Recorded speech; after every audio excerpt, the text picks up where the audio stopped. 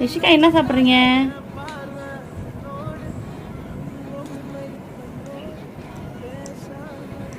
நல்லா இருக்காமா? எப்படி இருக்கு? எப்படி இருக்கு?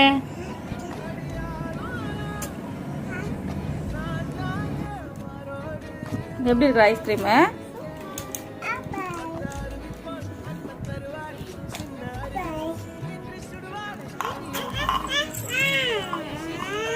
அக்கா எடுத்துட்டாங்களாடி பாப்பா? அத அக்கா வச்சிடலாமா?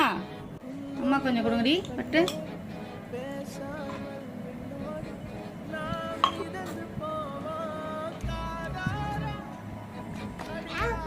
ஆய் போச்சாடி?